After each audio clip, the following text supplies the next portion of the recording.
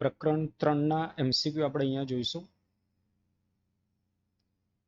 Topic પ્રમાણે બધા MCQ cover થઈ જવાના છે. આપણે બોર્ડ માટે અને નીટની પરીક્ષાની જે આપણે તૈયારી કરી રહ્યા છીએ તો એના માટે આ MCQ આપણને કામ લાગવાના છે. બધા જ જે MCQ છે બધા જ MCQ આપણી NCERT બુક આધારિત છે.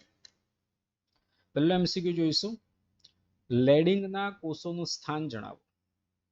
ઓપ્શન પહેલો છે, શુક્રોત્પાદક નલિકાના અંતઃસ્તરમાં, શુક્રપિંડના અંતરાલ્ય અવકાશમાં, તૃતીય પુટિકાના એન્ટ્રમમાં, ટ્યુનિકા આલ્બ્યુજિનિયાની સપાટી પર.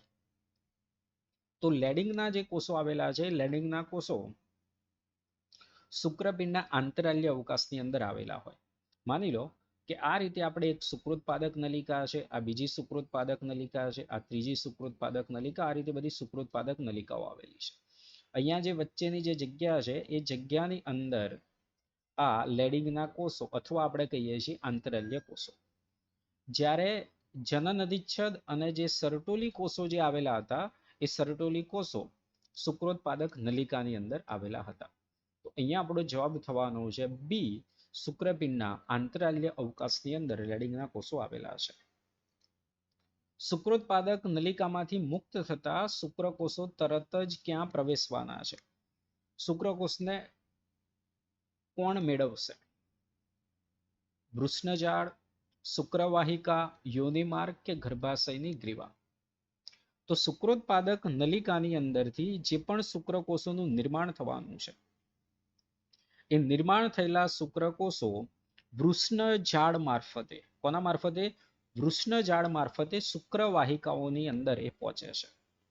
અને આખો જે માર્ગ છે શુક્રકોષના વહનનો માર્ગ, તો આ શુક્રકોષના વહનનો માર્ગ પાછલા વર્ષોની અંદર MCQ ની અંદર પૂછાઈ ચૂકેલો છે, જે તમને ખ્યાલ છે. તો જવાબ થઈ જશે આપણો વૃષ્ણજાળ. આગળનો MCQ, સર્ટોલી કોષોનું સ્થાન જણાવો તમે. આગળ આપણે વાત કરી લીધી પહેલા MCQ ની અંદર. શુક્રોત્પાદક નલિકાની અંદરની બાજુએ, શુક્રપિંડના આંતરાલ્ય અવકાશમાં, તૃતીય પુટિકાના એન્ટ્રમમાં, શુક્રપિંડના નાભી પ્રદેશમાં. તો શુક્રોત્પાદક નલિકાની અંદરની બાજુ આવેલા હોય છે સર્ટોલી કોષો. અને સર્ટોલી કોષોનું કામ શું છે? તો જે અહીંયા આદિ શુક્રકોષોમાંથી શુક્રકોષનું જે નિર્માણ થવાનું છે તો એને પોષણ આપવાનું જે કાર્ય છે સર્ટોલી કોષો કરશે. નીચેનામાંથી ખોટું વિધાન ધરાવતો વિકલ્પ આપણે અહીંયા પસંદ કરવાનો છે. આદિ શુક્રકોષો શુક્રોત્પાદક નલિકાની દિવાલની અંદર જોવા મળે છે, તો વિધાન થઈ ગયું છે સાચું. આદિ શુક્રકોષ અને પ્રશુક્રકોષની રંગસૂત્રની સંખ્યાનો તફાવત 23 હોય છે. તો જો આદિ શુક્રકોષ જે આપણે આવેલા છે એ આદિ શુક્રકોષ કેવા હોવાના છે? 2n હોવાના. કેવા હોવાના? 2n હોવાના. જ્યારે પ્રશુક્રકોષ જે હોવાનો એ કેવો હોવાનો? એકકીય હોવાનો. કેવો હોવાનો? એકકીય n. એટલે રંગસૂત્રની સંખ્યાનો તફાવત 23 હોય છે. તો આ જે વિધાન છે આ વિધાન કેવું થવાનું? સાચું થશે.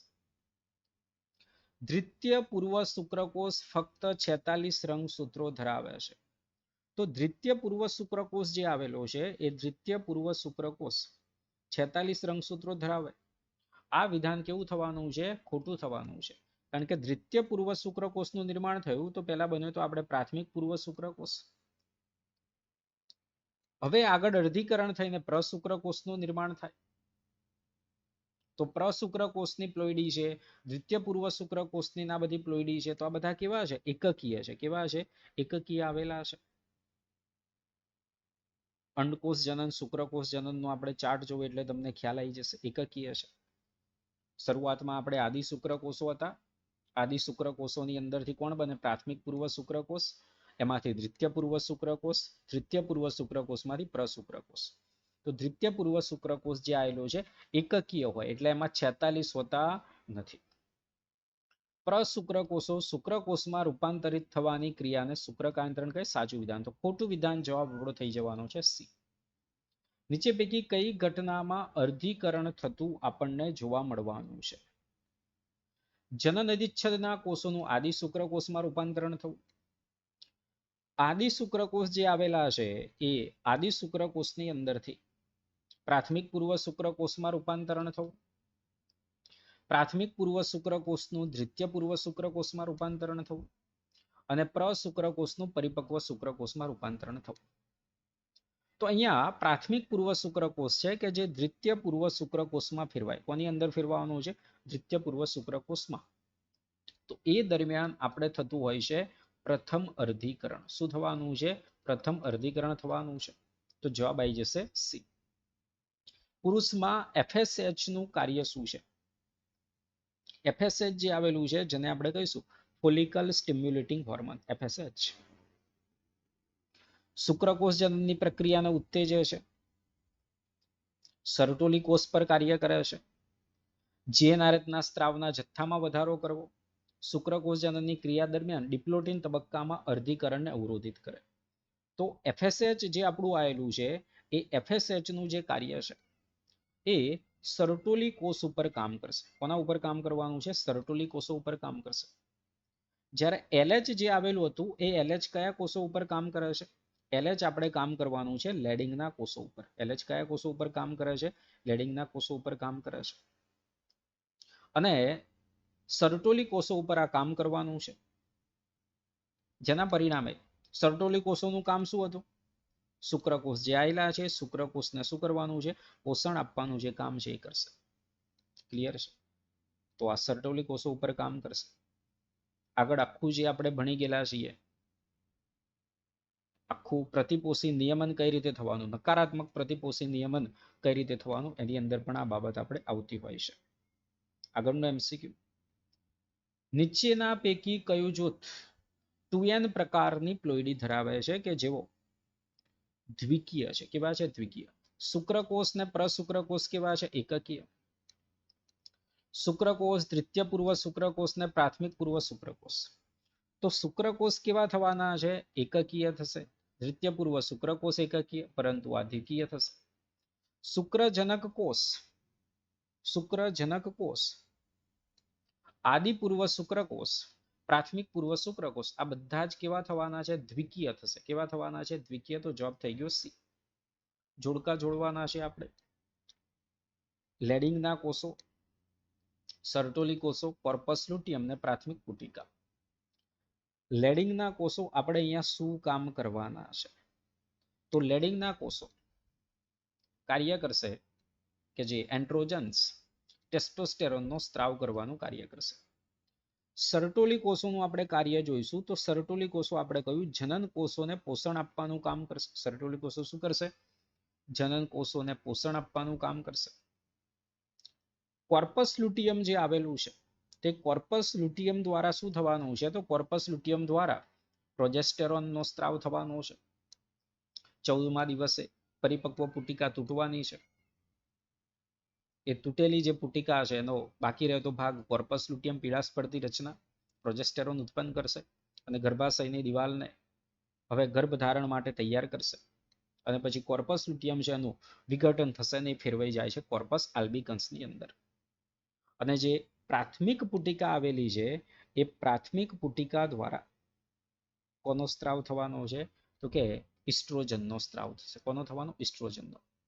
ઋતુ ચક્ર તમે જોવો, એના ઉપર અંતઃસ્ત્રાવોની અસર જોવો એટલે તમને ખ્યાલ આવી જશે. ચલો આગળનો MCQ, આંતરાલ્ય કોષોનું કાર્ય આપણે જણાવો. આંતરાલ્ય કોષો શું કાર્ય કરવાના છે? આંતરાલ્ય કોષો એટલે કયા કોષો થવાના છે? લેડિંગના કોષો. આંતરાલ્ય કોષોનું કાર્ય શુક્રકોષનું ઉત્પાદન કરે, શુક્રકોષને પોષણ આપે, સર્ટોલી કોષનું નિયમન કરે, ટેસ્ટોસ્ટેરોનનો સ્ત્રાવ કરે. તો આંતરાલ્ય કોષો લેડિંગના કોષો ટેસ્ટોસ્ટેરોનનો સ્ત્રાવ કરવાનું કાર્ય કરશે. મૂત્રજનન માર્ગ સાથે કઈ રચનાઓ સંકળાયેલી છે? શુક્રવાહિની, શુક્રાશય, પ્રોસ્ટેટ ગ્રંથિ, શુક્રવાહિની, શુક્રાશય, પ્રોસ્ટેટ ગ્રંથિ, મૂત્રવાહિની, શુક્રવાહિની, શુક્રાશય, પ્રોસ્ટેટ ગ્રંથિ, મૂત્રવાહિની અને બલ્બો યુરેથલ ગ્રંથિ. અહીંયા પૂછ્યું આપણને મૂત્ર જનન માર્ગ એટલે કે જેના મારફતે જનન કોષો એટલે કે નરની અંદર રહેલા આપણા જે શુક્રકોષો છે અને મૂત્ર આ બંનેનો નિકાલ એક જ માર્ગ મારફતે થશે, જેને આપણે કહીશું મૂત્ર જનન માર્ગ. તો મૂત્ર જનન માર્ગની અંદર આ બધાનો જ સમાવેશ થશે. આપણે શુક્રવાહિની, શુક્રાશય, પ્રોસ્ટેટ, મૂત્રવાહિની, બલ્બો યુરેથલ ગ્રંથિ. નર પ્રજનન તંત્રમાં કઈ ગ્રંથિ જોડની અંદર આવેલી હોતી નથી? શુક્રબિંદુ કે એક જોડ છે, શુક્રાશય એક જોડ છે, બલ્બોયુરેથર એક જોડ છે, જ્યારે પ્રોસ્ટેટ જે છે જોડમાં આવેલું હોતું નથી. નીચેનામાંથી કયું વિધાન સ્તન ગ્રંથિ માટે યોગ્ય નથી? સ્તન ગ્રંથિ માટે નીચેનામાંથી કયું વિધાન જે છે ખોટું છે સ્તન ગ્રંથિ માટે? પહેલું કયું? ગ્રંથિમય પેશી અને ભિન્ન માત્રામાં ચરબી, તો એનું બનેલું છે, ગ્રંથિમય પેશીનું બનેલું છે અને ચરબી એની અંદર આવેલી હોય છે. પ્રત્યેક સ્તનની ગ્રંથિમય પેશી 30 થી 40 સ્તન ખંડો ધરાવે છે. 30 થી 40 સ્તન ખંડો આવેલા છે.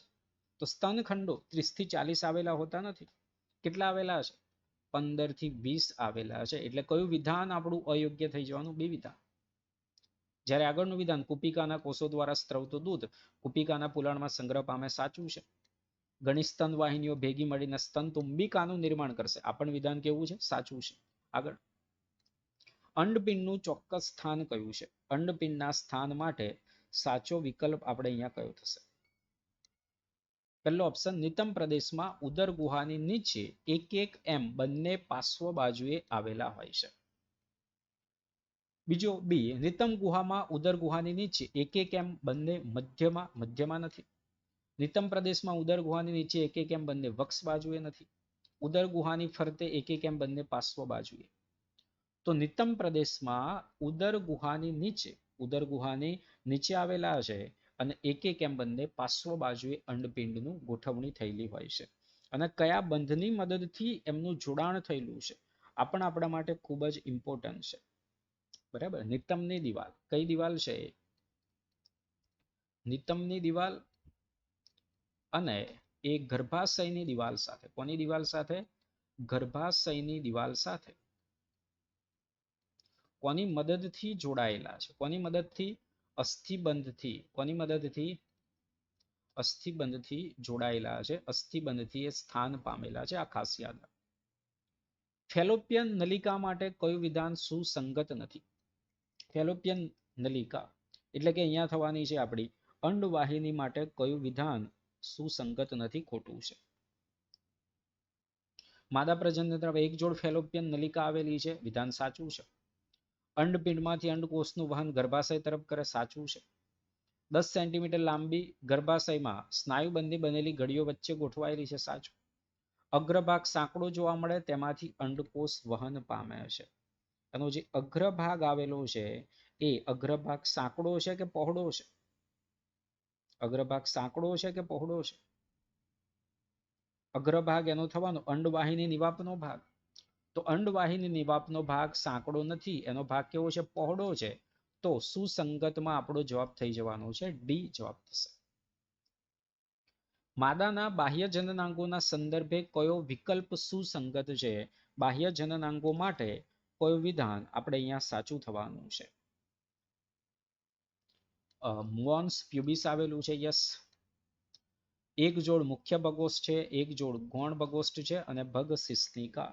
તો પહેલો જ આપણે જે ઓપ્શન જોઈશું તો પહેલો જ ઓપ્શન અહીંયા આપણો સાચો થઈ જવાનો છે. શું થશે? સાચો થશે. એ જ ટોપિકની અંદર વિદ્યાર્થી મિત્રો આપણને આપેલું છે યોની ટેમ્પોન. શું આપેલું છે? યોની ટેમ્પોન. તો આ યોની ટેમ્પોન તમારે ખાસ યાદ રાખવાનું છે. MCQ ની અંદર આપણને પૂછાઈ શકે. એક દાક્તરી સાધન છે જે ઋતુચક્ર દરમિયાન યોની માર્ગમાંથી જે ઋતુસ્ત્રાવ જે થવાનું છે એને શોષવા માટેનું જે સાધન છે જેને કહેવામાં આવે છે યોની ટેમ્પોન. કોલમ 1 કોલમ 2 જોડો. એન્ડોમેટ્રિયમ, માયોમેટ્રિયમ, એપિમેટ્રિયમ ને યોની પટલ.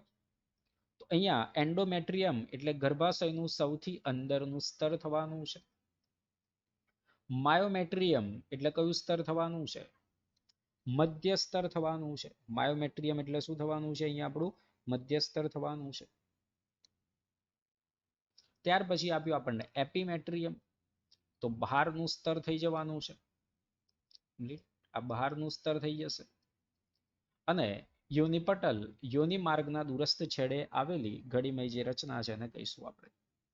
અંડકોષજનનની પ્રક્રિયા ક્યારે શરૂ થઈ જાય છે? ગર્ભ વિકાસ દરમિયાન, યૌવન આરંભ પ્રવેશ, જુવેનાઇલ તબક્કાના મધ્યે, બી અને સી બંને. તો અંડકોષજનનની પ્રક્રિયા ગર્ભ વિકાસ દરમિયાન શરૂ થઈ જાય છે. ખાસ તમારે વિદ્યાર્થીઓ અહીંયા તમારે બંનેના ચાર્ટ જોવાના છે. અંડકોષ જનન અને શુક્રકોષ જનનના ચાર્ટ તમે જોશો તો ખ્યાલ આવશે. અંડકોષ જનન, શુક્રકોષ જનન. શુક્રકોષ જનનની શરૂઆત આપણે યૌવન આરંભથી થવાની છે, જ્યારે અંડકોષ જનનની શરૂઆત ભ્રૂણીય જીવનથી શરૂ થઈ જતી હોય છે.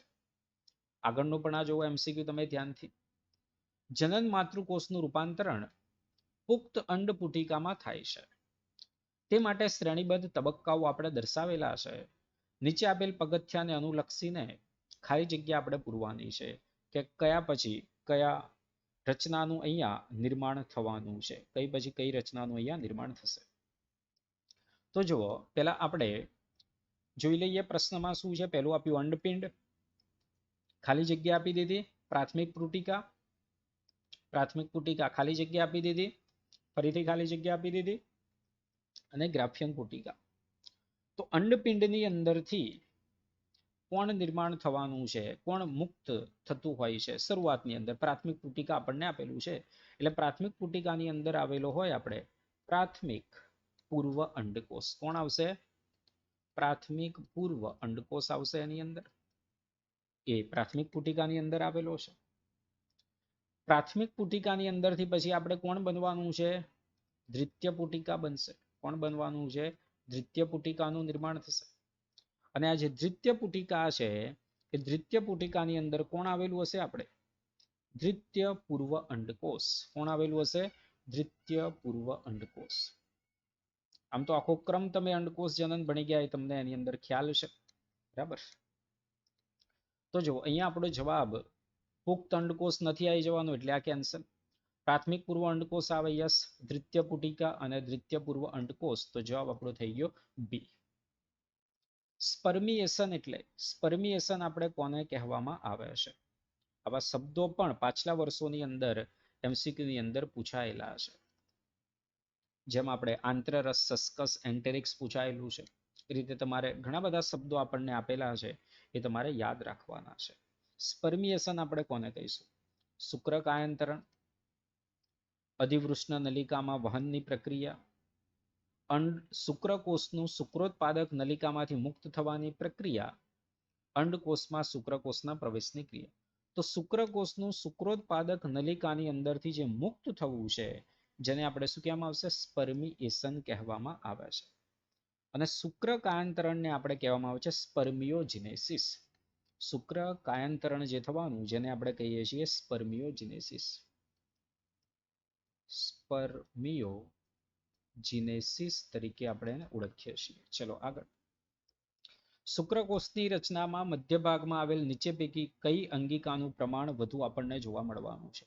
તો મધ્ય ભાગની અંદર કઈ અંગિકા આવેલી હોય છે? મધ્ય ભાગમાં પહેલો ઓપ્શન આપ્યો આપણને કણાભસૂત્ર. તો હા, મધ્ય ભાગની અંદર કોણ આવેલું છે? કણાભસૂત્ર આવેલું છે. શક્તિગર છે, શક્તિ પૂરી પાડવાનું છે શુક્રકોષને ચલિતતા માટે. અંડકોષ જનન દરમિયાન વિકાસ પામતી તૃતીયક પુટિકામાંની પ્રવાહી ભરેલી ગુહાને આપણે શું કહીશું? પોષક સ્તર, ગર્ભકોષ્ઠ કોથળી, એન્ટ્રમ કે આંત્ર કોષ્ઠ. તો જે તૃતીય પુટિકા છે, એમાં પ્રવાહી ભરેલી જે ગુહાનો જે ભાગ, જેને આપણે કહેવામાં આવે છે એન્ટ્રમ. દ્વિતીય પૂર્વ અંડકોષનું અંડપતન ક્યારે થતું હોય છે? ઋતુચક્રના 6થા દિવસે, ઋતુચક્રના 14મા દિવસે, ઋતુચક્રના 19મા દિવસે, ઋતુચક્રના 28મા દિવસે.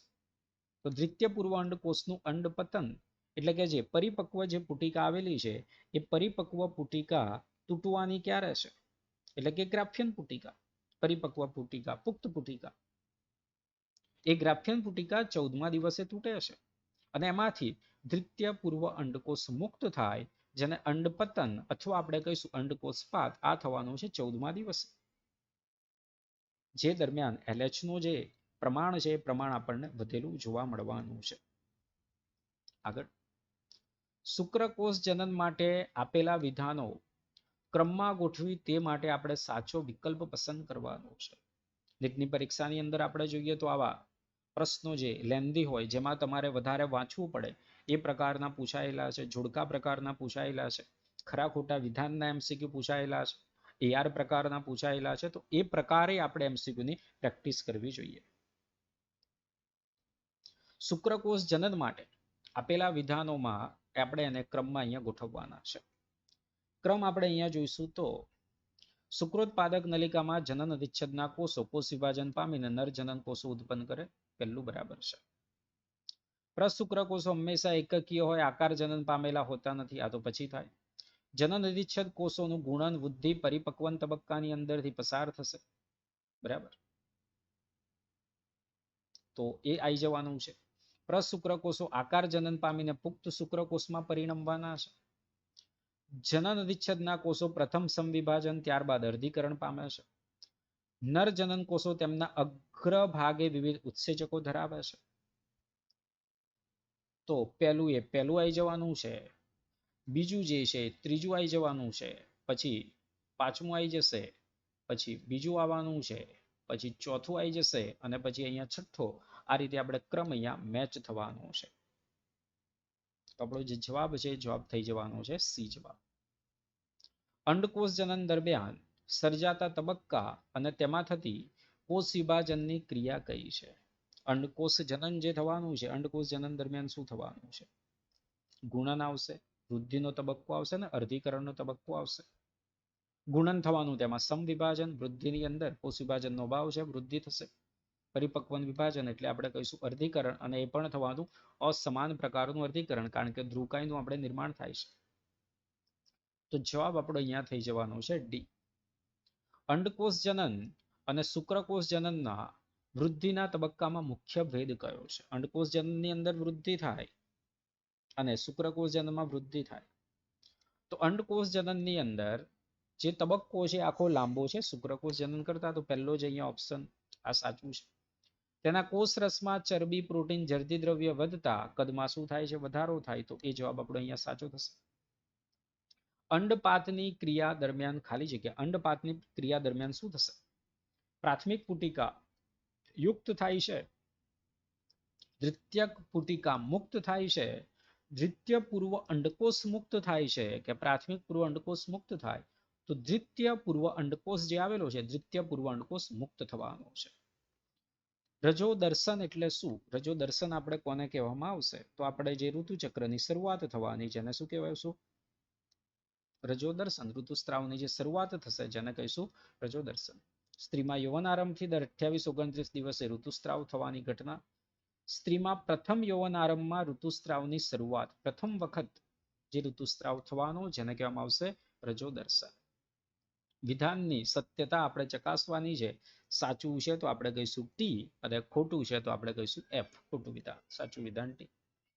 ઋતુચક્રનો મધ્યનો જે ભાગ કે જે દરમિયાન એલેટનો સ્ત્રાવ ઝડપીને મહત્તમ હોય છે, યસ, તો આ વિધાન સાચું છે. એલેટનો સ્ત્રાવ વધી જાય છે, ગ્રાફિયન પુટિકા તૂટે છે, દ્વિતીય પૂર્વ અંડકોષ મુક્ત થાય છે.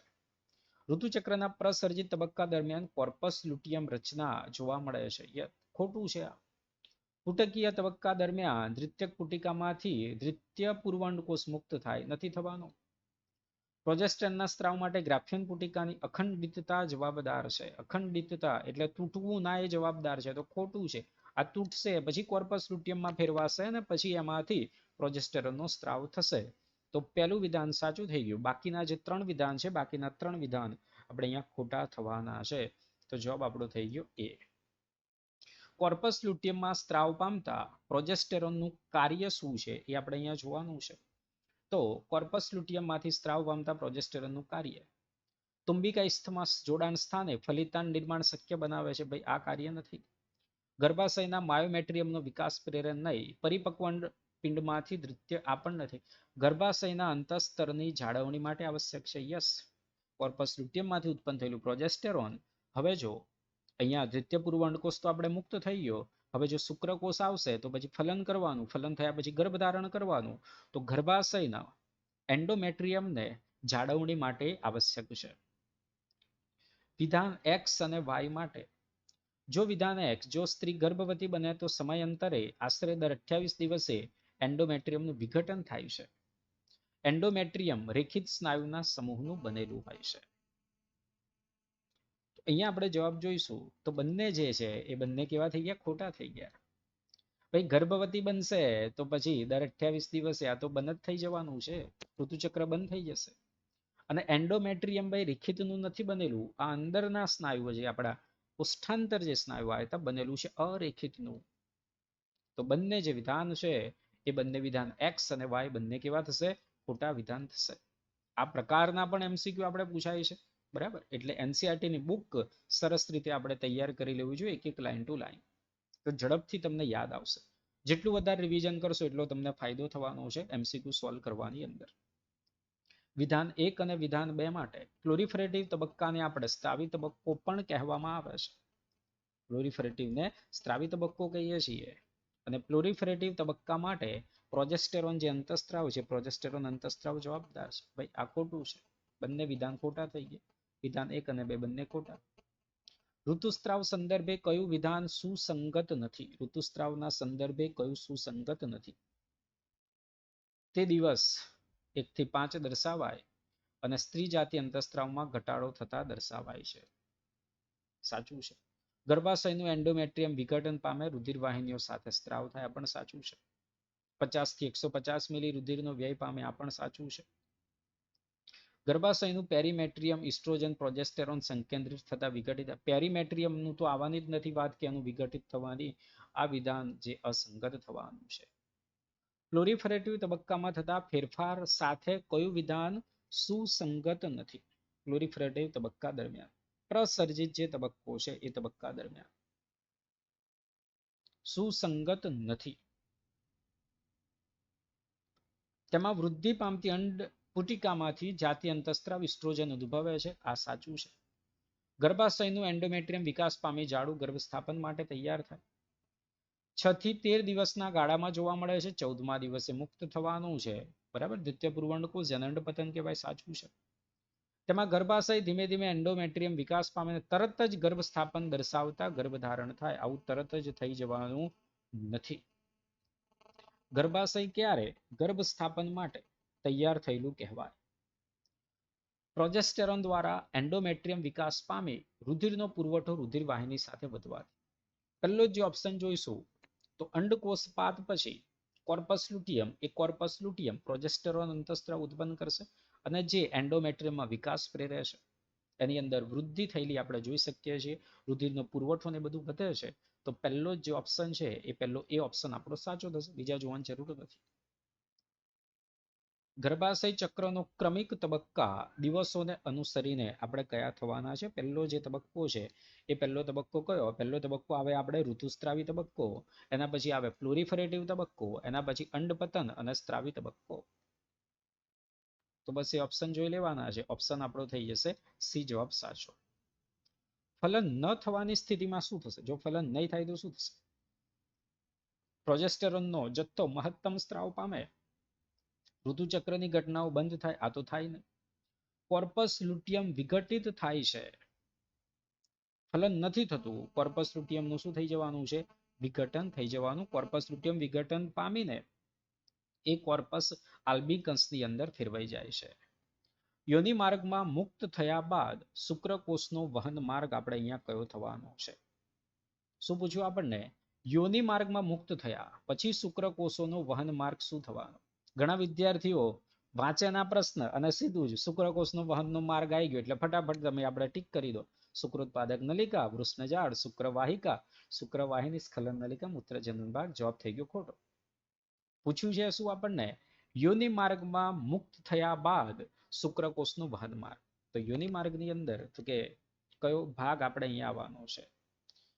ગ્રીવાનો ભાગ આવશે. કયો ભાગ આવવાનો છે? ગ્રીવાનો ભાગ આવવાનો છે, ગર્ભાશયની ગ્રીવાનો ભાગ. ત્યાર પછી ગર્ભાશયનો ભાગ આવશે, ઇથમસનો ભાગ આવશે, ઇથમસ તુંબિકા જોડાણ સ્થાન આવશે અને તુંબિકાનો ભાગ આવશે, એટલે જવાબ થઈ ગયો આપણો ડી. ફલિતાંડનો ગર્ભ વિકાસ પૂર્ણ થયા બાદ જન્મ પામતી સંતતિ પુત્ર હોવાની સંભાવના કેટલી છે? ભાઈ પુત્ર થવાની સંભાવના તો લિંગ નિશ્ચયન જે આપણને ખબર છે, આપણે જે XX અને XY, શુક્રકોષો 50% X પ્રકારના, 50% Y પ્રકારના, અંડકોષ તો કેવો થવાનો? X પ્રકારનો. આ બંને જો જોડાઈ જશે તો શું થઈ જશે? XX, X અને Y જોડાઈ જશે તો શું થઈ જવાનું? XY. એટલે આ થઈ ગયું આપણું નર અને આ કોણ થઈ ગયું? માદા. બરાબર છે. તો જુઓ, જ્યારે X લિંગી રંગસૂત્ર ધરાવતો અંડકોષ Y લિંગી રંગસૂત્ર ધરાવતા શુક્રકોષ વડે ફલન થાય ત્યારે. ચલો આગળ. ગર્ભકોષ્ઠી કોથળીના બહારના સ્તરમાં આવેલા ગર્ભકોષ્ઠી કોષોને આપણે શું કહેવામાં આવે છે? બહારની તરફ જે આવેલા છે એને શું કહીશું? પોષક કોષો. અને પોષક કોષોની અંદરથી કોનું નિર્માણ થાય? પોષક કોષોની અંદરથી આપણે બને છે બાહ્ય ભ્રૂણીય કલાઓ. શું બનવાનું છે? બાહ્ય ભ્રૂણીય કલાઓનું નિર્માણ આ પોષક કોષોમાંથી થશે. 8 ગર્ભકોષ્ઠી કોષ ધરાવતું ગર્ભ નીચે પૈકી કયા અંગની અંદર જોવા મળે? 8 ગર્ભકોષ્ઠી કોષ ધરાવે છે તો કઈ જગ્યાએ આપણને જોવા મળવાનું છે? આ માટે તમારે થોડી આકૃતિને પણ તમે બુકમાં આપેલી જે છે એ જોશો એટલે તમને ખ્યાલ આવી જશે. 8 જે આવેલા છે, 8 વાળી જે સ્થિતિ છે એ 8 વાળી સ્થિતિ આપણને ક્યાં જોવા મળવાની છે? બરાબર, આકૃતિની અંદર તમે બુકમાં જોશો એટલે ખ્યાલ આવી જશે. તો એ જોવા મળશે આપણને ઇથમસ પ્રદેશમાં. કયા પ્રદેશમાં? ઇથમસ પ્રદેશની અંદર. જરાયુ અંકુર એ ખાલી જગ્યા છે. જરાયુ અંકુર ખાલી જગ્યા છે. અંતઃકોષ સમૂહમાંથી વિભેદન પામતી રચના. ગર્ભ સ્થાપન બાદ પોષક કોષો ઉપર આંગળી જેવો પ્રવર્ધ. 32 કોષીય ગર્ભકોષ્ઠી ગર્ભના કેન્દ્રમાં નિર્માણ પામતી પ્રવર્ધમય રચના. અંડપિંડની પેશી અને માતાના રુધિર દ્વારા ઘેરાયેલી રચના. તો ગર્ભ સ્થાપન બાદ પોષક કોષો જે આવેલા છે જેના ઉપર જે આંગળી જેવો પ્રવર્ધનું નિર્માણ થાય જેને કહેવાય જરાયુજ અંકુર કહીએ છીએ. અને આ જે જરાયુજ અંકુર જે આવેલા હોય છે એ જરાયુજ અંકુર ગર્ભાશયની પેશી સાથે સંકળાય છે. બરાબર, અને પછી એ માતા અને ભ્રૂણ વચ્ચે એ રચનાત્મક ક્રિયાત્મક એકમ બનાવે જેને આપણે કહીએ છીએ જરાયુ. મોરુલા આપણે કોને કહેવામાં આવશે? ગ્રાફિયન પુટિકામાંથી મુક્ત થતા અંડકોષ બાદ બનતી રચના. ગર્ભાશયની દિવાલ અને જરાયુજ અંકુરણને સંપર્કમાં રાખતી રચના. અંડવાહિનીમાં તુંબિકાના શરૂઆતમાં ભાગમાં પ્રવેશતી રચના. ફલિતાંડના 3 થી 4 વખતના સમવિભાજન એટલે જે વિખંડન થવાનું છે અને બાદ બનતી ગર્ભકોષ્ઠ કોષોયુક્ત જે રચના છે, ગર્ભકોષ્ઠી કોષોયુક્ત જે બ્લાસ્ટોમેયર જેને આપણે કોઈ વિખંડનથી જે કોષ સર્જાવાનો જેને બ્લાસ્ટોમેયર એવું કહેવામાં આવશે. તો જેને આપણે શું કહેવામાં આવશે? મોરુલા. તો જવાબ આપણો થઈ જવાનો છે અહીંયા ડી જવાબ. દર્શાવેલી આકૃતિ જે આપેલી છે એને ઈ શું છે એ આપણે અહીંયા ઓળખવાનું છે. તો ઈ કઈ? આગળ આપણે જ હમણાં MCQ ની અંદર આવી ગયેલું છે. ઈ શું કહીશું આપણે? મોરુલા અવસ્થા કહીશું. એને શું કહીશું આપણે? મોરુલા અવસ્થા કહેવામાં આવે છે. મોરુલા અવસ્થા 8 થી 16 શું કહ્યું આપણે? 8 થી 16 ગર્ભ કોષ્ઠિકોષ જે આવેલા હોય જે અવસ્થા સેતુર માલબેરી એટલે મોરુલા એનું નામ આપણે આપેલું છે. ચલો આગળ.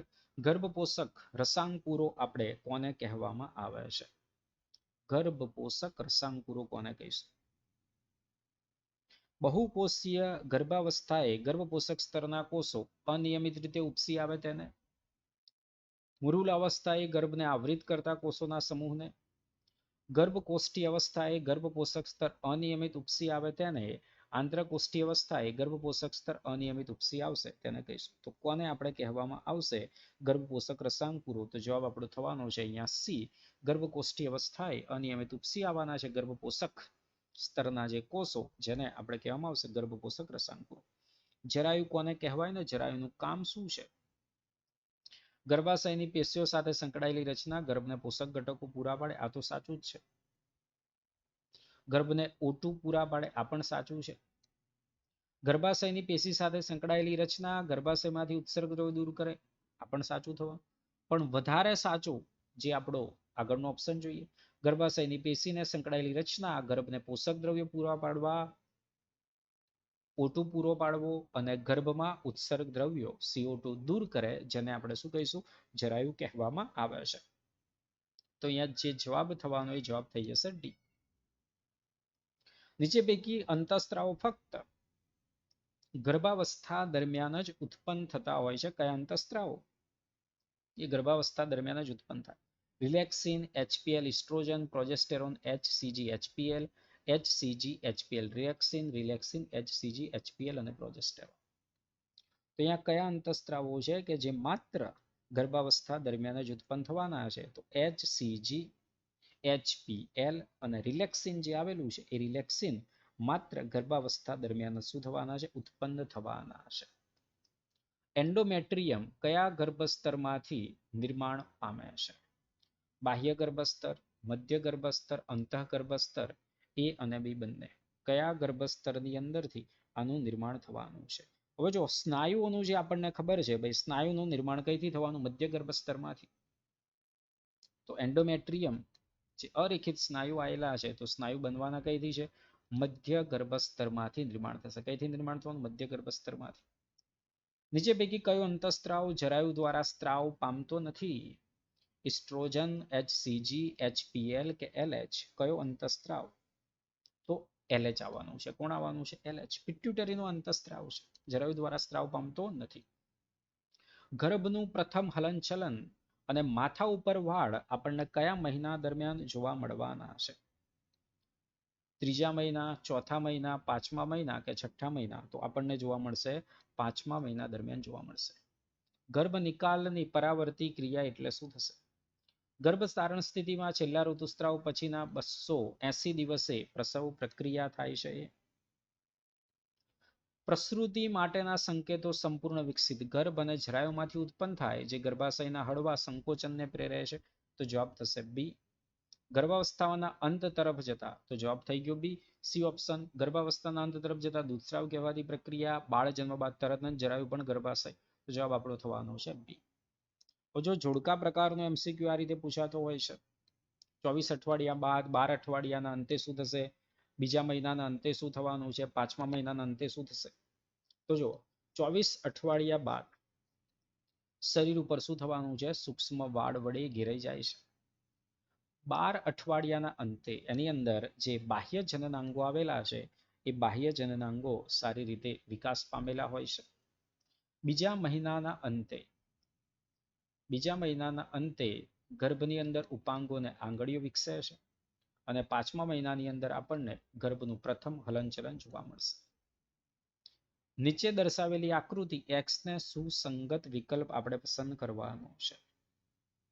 X જે આવેલું છે, પહેલા તો શું છે? X જે આવેલું છે એ અંતઃકોષ સમૂહ છે. કોણ છે? અંતઃકોષ સમૂહ એ થવાનું છે X. અને બહારનો આ જે ભાગ આવેલો છે એ પોષક કોષો થવાના છે. અને અંતઃકોષ સમૂહની અંદરથી નિર્માણ થશે, વિભેદન થઈને આગળ ગર્ભનું પોષકની અંદરથી આપણે નિર્માણ થવાનું છે બાહ્ય ભ્રૂણીય કલાઓ. કોણ બનશે? બાહ્ય ભ્રૂણીય જે કલાઓ છે, બાહ્ય ભ્રૂણીય કલાઓ બનશે. તો અંતઃકોષ સમૂહ જેવો ગર્ભ તરીકે વિભેદન થાય છે. માનવમાં ગર્ભ વિકાસ દરમિયાન પાંચમા મહિના દરમિયાન શું થવાનું છે? પાંચમા મહિના દરમિયાન શું થશે? આગળ જોઈ ગયા આપણે. ગર્ભનું પ્રથમ હલનચલન થાય અને માથા ઉપર આપણને વાળ જોવા મળવાના છે. ગર્ભાવસ્થાની જાળવણી માટે જરાયુમાંથી કયા અંતઃસ્ત્રાવો જે છે, કયા અંતઃસ્ત્રાવોનો સ્ત્રાવ અહીંયા થતો આપણને જોવા મળે છે? HCG, HPL, progesterone, prolactin, HCG, HPL, oestrogen, relaxin, oxytocin, HCG, HPL, progestogens અને ઇસ્ટ્રોજન. તો જવાબ આપણો થઈ જવાનો છે અહીંયા સી, આ અંતઃસ્ત્રાવો કે જે ગર્ભાવસ્થાની જાળવણી માટે સ્ત્રાવ થતા હોય છે. જરાયુ કયા અંતઃસ્ત્રાવ ઉત્પન્ન કરશે? આ પણ ફરીથી આપણે MCQ અહીંયા આવી ગયેલો છે. તો HCG ઉત્પન્ન કરશે, HPL, ઇસ્ટ્રોજન અને પ્રોજેસ્ટેરોન ઉત્પન્ન કરશે. ગર્ભ વિકાસના પ્રથમ અઠવાડિયાનો કયો ફેરફાર સુસંગત નથી? પ્રથમ અઠવાડિયા દરમિયાન કયું સુસંગત આપણે અહીંયા થતું નથી? ફલિતાંડનું નિર્માણ થવું, વિખંડનની પ્રક્રિયા, સાચું છે. ગર્ભકોષ્ઠ કોથળીનું ગર્ભમાં સ્થાપન થવું, સાચું છે. માતામાંથી પોષણ મેળવવાની શરૂઆત કરવી અને ગર્ભકોષ્ઠ કોથળીનું સ્થાપન એન્ડોમેટ્રિયમમાં ઊંડે એનું ઉતરવું. અહીંયા કયો ફેરફાર સુસંગત નથી? તો માતામાંથી પોષણ મેળવવાની શરૂઆત કરવી. શું થઈ શકે આપણો અહીંયા જવાબ? માતામાંથી પોષણ મેળવવાની શરૂઆત કરવી. આ જવાબ થશે. દૂધ સ્ત્રાવના શરૂઆતના દિવસોમાં સ્ત્રવતું દૂધ વિપુલ માત્રામાં એન્ટીબોડી જે ધરાવે છે, એ કયો એન્ટીબોડી આવેલો હોય છે? એની અંદર કયો એન્ટીબોડી જોવા મળશે આપણને? IgA એન્ટીબોડી આવેલો પહેલો જ અહીંયા જવાબ થશે. પ્રકરણ 8 ની અંદર આપણે જ્યારે પ્રતિકારકતા ભણીશું, તો એની અંદર આવવાની છે બે પ્રકારની પ્રતિકારકતા. એક તો જન્મજાત આપણે પ્રતિકારકતા આવવાની છે, અને બીજી આપણે આવવાની છે ઉપાર્જિત પ્રતિકારકતા. અને ઉપાર્જિતની અંદર પણ આપણે પછી પ્રકાર પડવાના છે, બરાબર, કે સક્રિય છે અથવા તો નિષ્ક્રિય છે. તો નિષ્ક્રિયમાં પાછા બે પ્રકાર પડશે, એક કુદરતી છે કે કૃત્રિમ છે. અને સક્રિય આપણે એવું કહીશું કે શરીર એન્ટીબોડીનું નિર્માણ કરે તો સક્રિય કહેવાય. નિષ્ક્રિય શરીર તૈયાર એન્ટીબોડી મેળવે. તો અહીંયા કુદરતી રીતે શરીર આપણું તૈયાર એન્ટીબોડી મેળવે છે એટલે આ થઈ જવાનું છે નિષ્ક્રિય કુદરતી પ્રતિકારકતાનું ઉદાહરણ. કોનું ઉદાહરણ કહી શકાય આપણે? આ જે ઉદાહરણ થવાનું IgA મેળવશે, બરાબર, એ ઉદાહરણ થઈ જવાનું છે નિષ્ક્રિય કુદરતી પ્રતિકારકતા. 8મા પ્રકરણમાં આપણે જોઈશું. કોલોસ્ટ્રમ એટલે શું થવાનું છે? રુધિર વાહિની દિવાલમાં સંચિત ચરબી ઘટક નહીં. આપણને ખબર છે દૂધ સ્ત્રાવના શરૂઆતના કેટલાક દિવસો દરમિયાન, બરાબર, જે દૂધનું નિર્માણ થવાનું છે જેને આપણે શું કહેવામાં આવશે? કોલોસ્ટ્રમ કહેવામાં આવે છે. જવાબ આપણો થશે બી. યોગ્ય જોડ દર્શાવી સાચો વિકલ્પ આપણે અહીંયા પસંદ કરવાનો છે. ઓક્સિટોસિન પ્રસૃતિ વખતે ગર્ભાશયનું સંકોચન કરવાનું આ કામ કરશે. પૂર્ણ વિકસિત ભ્રૂણ અને જરાયુ દ્વારા સંકેતો ઉત્પન્ન થવાના છે. સંકોચન શરૂ થશે. પશ્ચ પિટ્યુટરીમાંથી ઓક્સિટોસિનનો સ્ત્રાવ શરૂ થવાનો છે અને આખી એક પરાવર્તી ક્રિયાવિધિ થશે. પ્રોલેક્ટિનનું જે કાર્ય છે, પ્રોલેક્ટિન શું કામ અહીંયા કરવાનું છે? બાળકના જન્મ બાદ નો સ્ત્રાવ, LH અંડપતનને ઉત્તેજશે અને પ્રોજેસ્ટેરોન ગર્ભસ્થાપન અને ગર્ભાવસ્થાની જાળવણી. નરની અંદર સામાન્ય પ્રજનન ક્ષમતા માટે X શુક્રકોષો સામાન્ય આકાર અને કદના હોવા જોઈએ તથા Y શુક્રકોષો શક્તિશાળી હલનચલન દર્શાવતા હોવા જોઈએ. તો ઓછામાં ઓછા કેટલા ટકા કયા આપણે? કેટલા ટકા શુક્રકોષો કે જે સામાન્ય આકારના આપણે ઓછામાં ઓછા હોવા જોઈએ? 40%. અને કેટલા ટકા શુક્રકોષો કે જે શક્તિશાળી આપણે હલનચલન દર્શાવતા હોવા જોઈએ? બરાબર, આપણને સીધી માહિતી અહીંયા આપેલી છે. તો 60% જેટલા જે શુક્રકોષો આવેલા છે એ 60% જેટલા શુક્રકોષો સામાન્ય આકાર અને કદના હોવા જોઈએ, જ્યારે 40% શુક્રકોષો શક્તિશાળી સંકોચ આપણે શક્તિશાળી હલનચલન દર્શાવતા હોવા જોઈએ. તો જવાબ આપણો થઈ જવાનો છે ઓછામાં ઓછા 60%. અને વાયની અંદર શક્તિશાળી હલનચલનની અંદર પણ કેટલા થશે? 40%. તો જવાબ અહીંયા આપણો થવાનો છે બી જવાબ. કયો જવાબ થઈ ગયો આપણો અહીંયા? બી જવાબ.